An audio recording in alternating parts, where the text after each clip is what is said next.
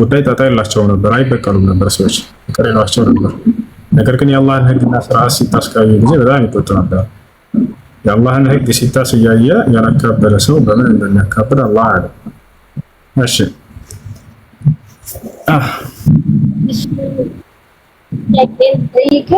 እኔ ሰለምቴ ነኝና በእኔ የተነሳ ደግሞ አሁን ያለሁት ኢትዮጵያ ገብቼ ወንድሜ ነስም ከዛ በሰሙታችን ሁለታችንም ስላልተቀበሉን ከቤት ስላስወጡ እኔም ወደዚህ መጣሁ። ወንድሜ ደግሞ የቁርአን ህዝብ ነበርና አወሳዋት እዛ አስገብቼ መጣሁ እና እናቴ ሁለታችንም ጠፍተን የወጣነው ቤተሰብ እናትም አባትም እየተጨነቀ ነው። እዚህ ከመጣን ግን ደውለንላቸዋል። ደግሞ ስለሚቆጡ ብዙ ጊዜ እንደውላቸው ሌላ ቤተሰብ ሌላ Olha para o lindo amor.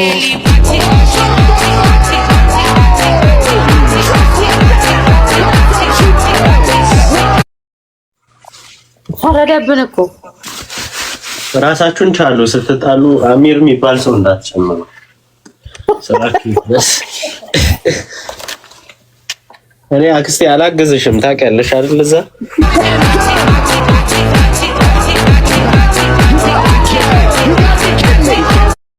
ተቀይመው ከሆነ እናንተ አትጠይቁበት።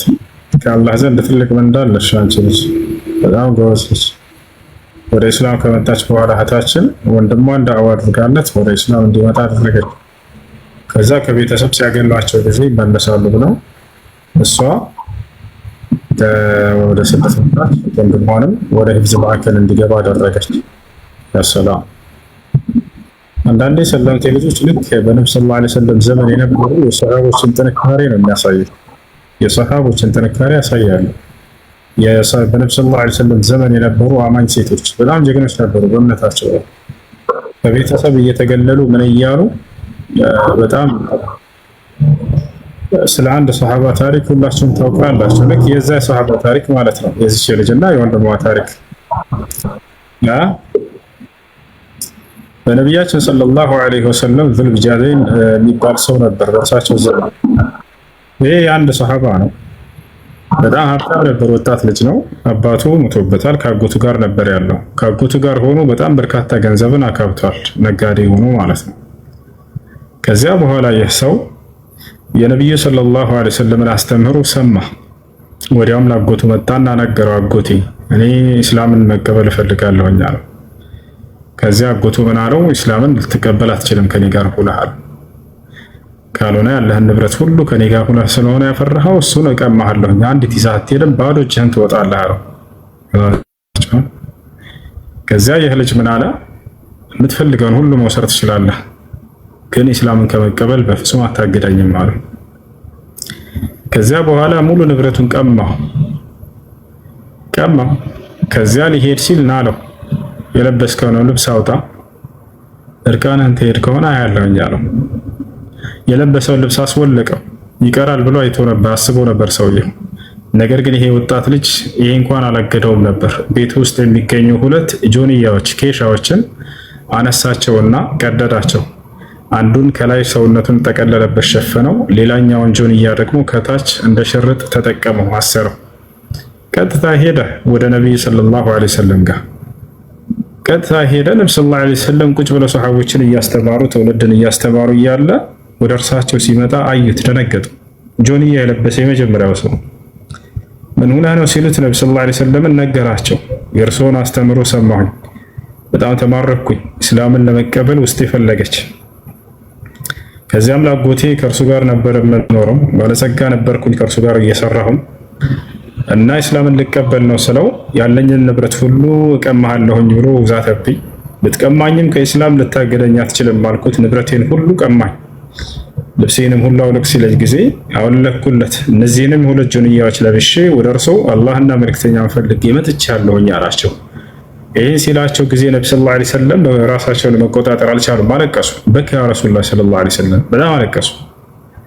ካለቀሱ በኋላ ምን አሉት? ተረክተ ማለከ ሊላሂ ወሊረሱሊሂ ያ ዙልቢጃደይን አሉት። አንተ የጆንያዎቹ ባለቤት ሆይ ገንዘብህን ንብረትህን ሁሉ ለአላህና ለመልእክተኛው ስትል ጥለህ መጣህ አሉት። ወደ እስላም ተቀበለ። የእርሳቸው አንድ ተማሪ ሆነ፣ የእርሳቸው አንድ ሰሃባ ሆነ እና ያን አሁንም ዛሬ እስላምን ተቀበለች፣ ከቤተሰብ አገለሏት። ነገር ግን ይቺ ልጅ ልትመለስ አልቻለችም ወደ ባዕድ አምልኮ ዳግም። ከዛ ወንድሟንም ጭራሽ አስተማረችው፣ ወንድሟንም ወደ እስላም እንዲመጣ ሆነ። ከዚያ በኋላ ራሷንና ወንድሟን የምታስተዳድርበት ስራ ልትሰራ ወጣች። ወንድሟን ወደ ሂፍዝ ማዕከል አስገብተዋለች። ቤተሰብ ግን በዚያ ነገር ጋር አግልለዋቸዋል። አላህ በቁርአን ላይ ይናገራል። የሚገርመው ይሄን ነገር እንደሚሆን ማለት ነው። ቁርአን ተአምራዊ መጽሐፍ ነው፣ የአምላክ መጽሐፍ ነው እንዲል የሚያሰኘው በውስጡ የተነገሩ ነገራቶች በገሃድ ይታያሉ። በውስጡ የተነገሩ ነገራቶች በገሃድ ይታያሉ። ስለዚህ ተናግሯል። ምን አለ በሱራ አሊ ኢምራን ላይ መሰላችሁ? ለቱብለውነ ፊ አምዋሊኩም ወአንፉሲኩም ወለተስመዑነ ሚነ ለዚነ ኡቱል ኪታበ ሚን ቀብሊኩም ወሚነ ለዚነ አሽረኩ አዘን ከሲራ ወኢን ተስቢሩ ወተተቁ ፈኢነ ዛሊከ ሚን ዐዝሚል ኡሙር አለ። ለቱብለውን አለ ትፈተናላችሁ አለ። ልክ እንደተፈተኑት እነዚህ ልጆች ፊ አምዋሊኩም ወአንፉሲኩም በገንዘባችሁም ላይ ሊሆን ይችላል፣ በነፍሳችሁም ላይ ሊሆን ይችላል፣ በማመናችሁ ምክንያት ማለት ነው። ወለተስመዑነ ሚነ ለዚነ ኡቱል ኪታብ ከነዚያ ከአይሁድና ከክርስቲያኖችም ትሰማላችሁ። ከቤተሰብ ከጓደኛ ከአብሮ ከሚኖራችሁ ሰው ሊሆን ይችላል። አዘን ከሲራ ብዙ እናንተን የሚሰብሩ ቃላቶችን አዛ የሚያደርጉ ቃላቶችን ትሰማላችኋል። ገብቷችኋል? በማመናቸው ምክንያት ከቤተሰብ በነፍሳቸው ላይ አዛ ደረሰባቸው። ልክ አላህ ሱብሓነሁ ወተዓላ ቁርአን ላይ እንደተናገረው በቃ ትፈተናላችሁ በማመናቸው ምክንያት ይህን እያወቃቸው አለ። ታዲያ እነዚህ ልጆች ከታገሱ ምንድነው ምንዳቸው አላህ ያዘጋጀላቸው ከተባለ ቀጥሎ ተናገረ። ወኢን ተስቢሩ አለ ብትጸኑ በእምነታችሁ ላይ ብትታገሱ ግን አለ ወተተቁ እኔንም ብትፈሩ በዚያው በእምነታችሁ ላይ ብትቀጥሉ ጸንታችሁ ፈኢነ ዛሊከ ሚን ዐዝሚል ኡሙር ይህ ከቁርጠኝነት ባለቤት ተብሎ ከተገለጹት ጋር የሚያስመድባቸው የሆነ ነገር ነው አለ። ማናቸው የቁርጠኝነት ባለቤት ተብሎ የተገለጹት? አምስቱ ነቢያት። ከነዚያ ጋር ነው ምንዳቸው እነዚህ ልጆች ማናቸው? ኡሉል ዐዝም እነ ነብይ ሰለላሁ ዐለይሂ ወሰለም፣ ኢብራሂም ዐለይሂ ሰላም፣ ሙሳ ዐለይሂ ሰላም፣ ዒሳ ዐለይሂ ሰላም፣ ኑህ ዐለይሂ ሰላም። ከነዚህ ጋር ነው ምንዳቸው ቂያማ። በእምነታቸው ላይ ተፈትነው ጸንተው እስከ ሞታቸው ፍጻሜ ድረስ የፈለገ መከራ እየደረሰባቸው ከቤተሰብ ከጓደኛ እነዚህ የጸኑ ሰዎች በእምነታቸው ላይ የታገሱ ሰዎች በቀጣዩ ዓለም ምንዳቸው ከነዚህ ከታላላቅ ከአምስቶቹ ነቢያት ጋር ነው። ያን ምንዳ እያሰባችሁ ኑሩ፣ ምንም መከራ ቢደርስባችሁ ከነዚያ ነቢያቶች ጋር የምትሆኑ ከሆናችሁ ምድር ላይ የሚያልፈው መከራ ምንም መስሎ አይታያችሁም። ገብታችሁ? እሺ ቀጥሉ። ሌላ ጥያቄ ያለው ሰው? ሰላም አለይኩም ወሰለም። ባገኛ